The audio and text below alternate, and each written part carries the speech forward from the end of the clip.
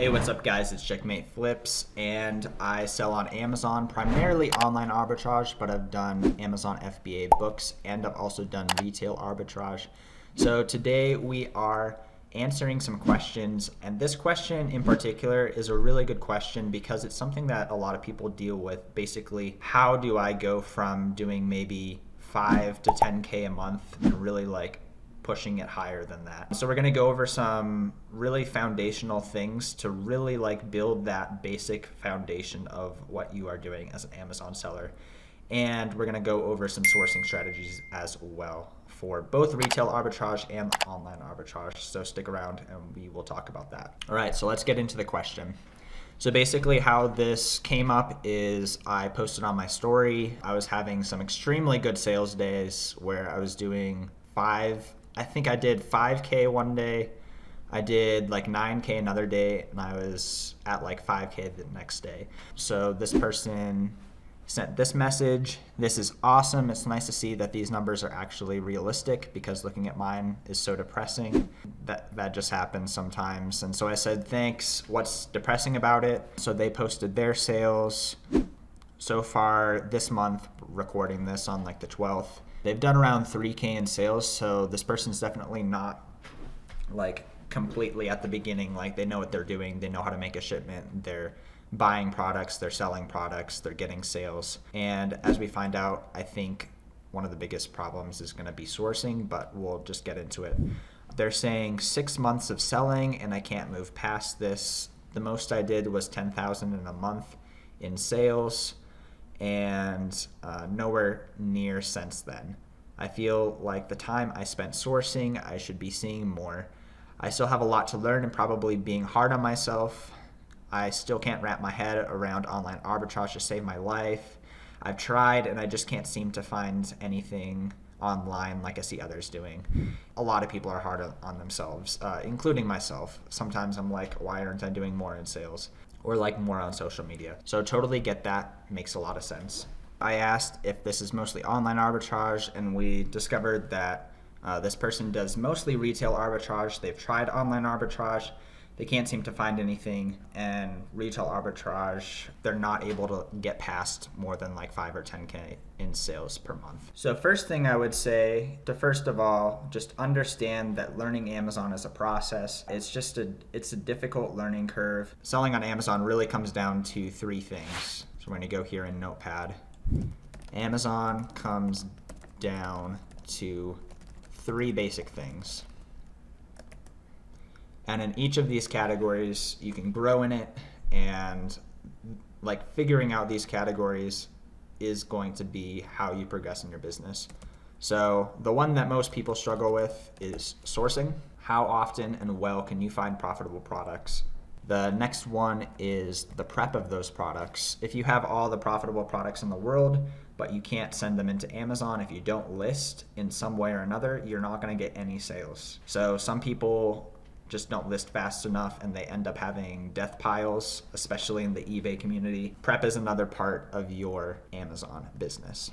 The third section is capital. If you don't have money to buy any of these things, you're probably not going to get very far. You can do models where you get stuff for free, but even then you have to pay for your gas, you have to pay for something with your listing. Capital is going to be another part of your business. I'm assuming this person, from what it sounds like, it seems like sourcing would probably be the issue. It seems like they have prep under wraps for the most part, and if they were able to get more profitable products, they'd be able to list them.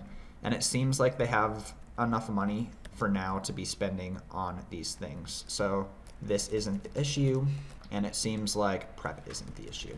And in the future, ironically enough, once you get better at sourcing, prep is going to be a huge issue, and also capital is going to be a huge issue. You're going to see there are a lot of profitable products, and you won't have money to buy them all, and you won't have money or effort or time to be able to list them all. For most people, especially at the beginning to intermediate stages of Amazon, and even the beginning of maybe advanced stage of Amazon, I don't even know where I am with that, depends on how you define it. Sourcing is going to be the biggest problem. So sourcing, you can take this 2 ways here. So there are 2 paths for you. you can continue retail arbitrage and adjust this business model, or you can dive headfirst into online arbitrage. So those are the two models that you can do for now. I mean, I guess there's a million other different things that you can do. You could do private label, you could do wholesale, you could start your own Shopify store, but we're talking about like what kind of makes the most sense here. So the con to this one is if you take the month to 3 months that it might take for you in order to learn online arbitrage, you might end up seeing a dip in sales for a little while. So you might see a dip in sales while you adjust. And honestly, you might even see a dip in sales if you adjust your retail arbitrage strategy too. But this, you could probably be a little bit more steady and continue to like pay for things if Amazon you're using money for might be stabler.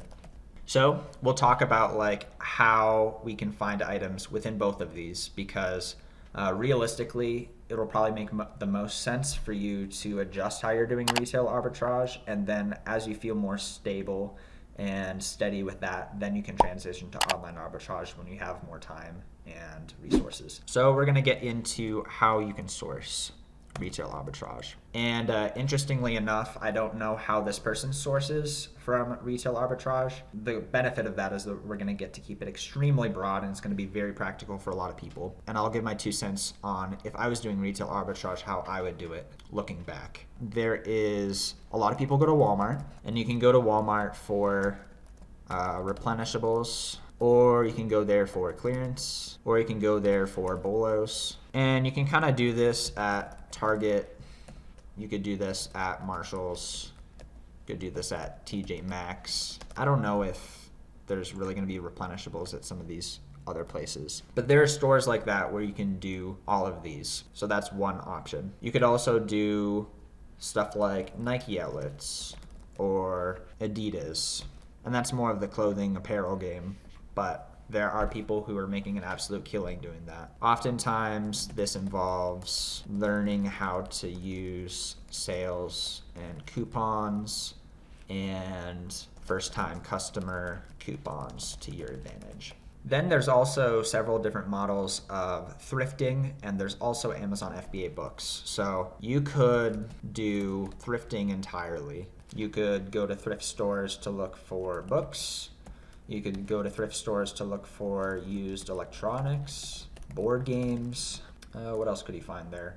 Like home goods, kitchen, like coffee makers, blenders, all of that type of stuff. You could literally just do your entire business model off of thrifting. You could completely focus on Amazon FBA books. So you could thrift for this. You could go to estate sales. You could go to garage sales, library sales. You could do next door free book pickups. And some benefits of this model here, I don't know if you've done Amazon FBA books, but this model has amazing ROI and you don't have to spend much money. Also under this model, you could also go to places like estate sales and garage sales for these items. So estate sales, garage sales.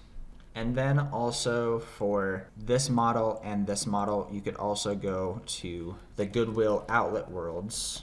Basically, they sell books and electronics and clothing by the pound. So with each one of these models, you're going to have to choose what you're trying to do and learn how to do that more and more so. It's completely different going and learning how to do retail arbitrage like for apparel than it is to do this like thrifting model or Amazon FBA books. Literally Amazon FBA books, you kind of just need a scanner and 𝗬𝗏𝗏 with database, and you can be like very well set and just scan a lot of books and send in a lot of profit. But then with models like these, your items are just going to sell faster. Books is kind of like, I almost see it as like a 6-month investment, because you're not even going to recoup your money within a month or two, but over 6 months you're going to like 5x your money potentially. So the summary of this is basically you need to just choose what you want to do, And then let's say you want to learn how to do bolo items from all of these stores. Then you need to just find people on YouTube who teach how to do that, and potentially even consider investing in a course for how to do that. If you're wanting to learn how to do this, you want to learn how to do that from people who already know what they're doing. Because if we just sit here and just like pound our head against the wall like that, that might work. But I know from personal experience, like I took a course from Hustle Buddies on how to find replenishables for online arbitrage. I've also taken a course on how to find replenishables and like online arbitrage stuff for this and for this from Fields of Profit and Flips for Miles, which is in the description below if you're interested in that. Like learning how to do these things from courses, like something that you put like $50 to $500 down to like save you hundreds of hours, is often an amazing investment, especially if you don't have someone in real life to teach you and like who's willing to like take you step by step through how to do these things. It's really going to save you a lot of time as long as you take action on the things that you're learning. So I would only do that with people that you have followed and you trust and you think are like giving out really good information. But like my experiences with learning from courses have been like extremely helpful. Also, around a year and a half ago, I took a course from 𝗰𝗲 on how to do this model where you go and you cherry pick books, and I ended up being able to take Amazon full-time through that. I was doing probably 12 to 18K a month doing used books for around 6 months, and then from there I transitioned to more of this, and then I started doing online arbitrage. And the link for his course will also be in the description. No pressure to take any of these courses, but like that is the way that a lot of people end up learning things faster than a lot of other people, is because they're willing to put some money down in order to save themselves hundreds of hours rather than just pounding their head against the wall and like learning it on their own through putting things together from different YouTube videos. And then there's sourcing for online arbitrage. So we're going to spend less time on this because I think for this specific question, this person's probably going to end up doing retail arbitrage. But a lot of what I was saying is the exact same thing here.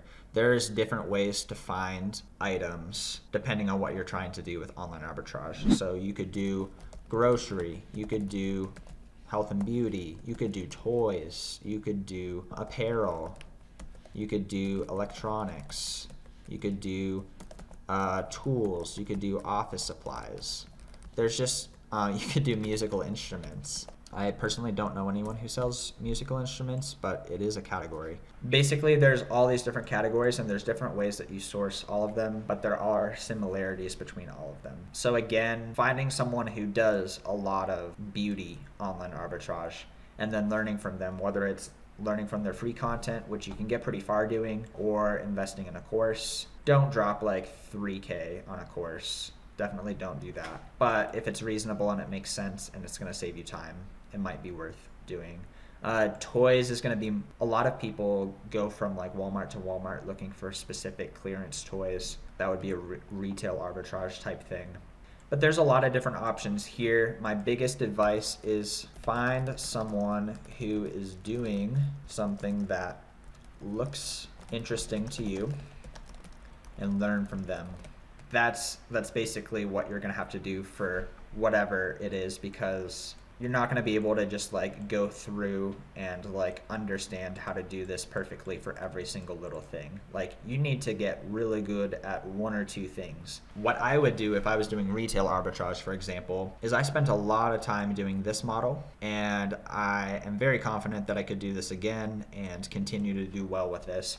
I would highly suggest estate sales. There's a resource called estatesales.net. Let's just pull it up. estatesales.net. And so what you can do here is, whether you're going for used electronics or used books, I'll type in my area. You can go here, type your zip code, and usually on Thursdays, in my experience, they have estate sales. So we can look at the sales that are coming up, and we can go ahead and click into all the ones that we're available to go to, and we can take a look at the items that they have. And if it looks like they have a lot of books, maybe we consider going to that one. If they have like vintage typewriters or VCRs, like something that's going to be really expensive on Amazon, you could consider going and trying to figure out where in the house this item is, and then you go buy that item and you sell it for profit on Amazon. So for example, this looks like it's, no, that's not a Blu-ray player. So you could do kind of like a quick scroll through of this.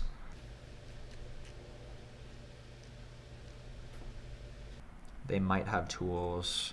There might be tools there. So this one does not look like a house that has a lot of books. So you would just go to the next one. So potentially there might be some money with these books. I would like think about this as something that might be something to like look into, because this looks like it's their old book collection. Oh, so if you know about tools, this could potentially be good. They have a lot of tools. These look like vintage electronics. So if you just like went to the estate sale and just Amazon searched every single one of these items that have a model number, like if you were the only one at this estate sale and just looked up all of this, this is probably worth several $100s. Yeah, they have a lot of books here. So this would probably be an estate sale that you could consider going to if you're going for books or for electronics. So this is, you would just go through and do that with all of these. For anything that you're considering going to, you just go and do that. I like estate sales much better than thrift stores. It just takes a little extra work, and there's also less people going to these. So if I was to do this again and do retail arbitrage, I would do books, but probably first I would do used electronics and like office supplies and tools, probably, because those are the types of things that I sell online arbitrage anyways. And then one last thing that you can use to your advantage when goal setting is you can keep track of your inventory spend per week, and you can keep track of your profit sourced per week. So anytime you make a purchase, let's say you went to that estate sale and you purchased a vintage alarm clock for 10 bucks and it sells for 90 on Amazon, and after fees you're going to get $75, so that would be a potential profit of $65. Over the course of the week you would keep track of this, and then you would keep this here, and then after a couple months of doing that and seeing how your sales end up being, you can continue to make goals in order to know how to hit the sales goals that you're trying to hit.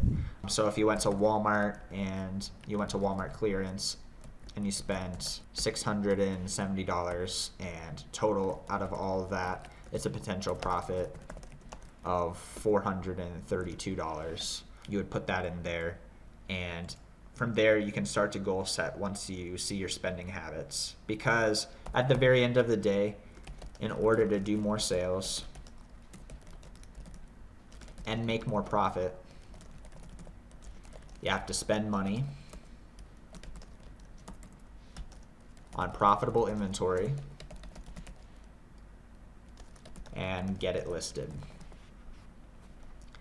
This is what you have to do, and so you have to figure out of all these things what you're going to try and be good at, learn from people who have done what you want to do, and then put in the time and effort in order to learn how to do those things well.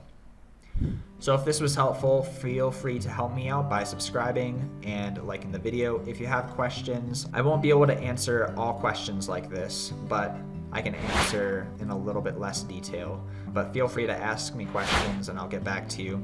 Hope you have a great day and take care.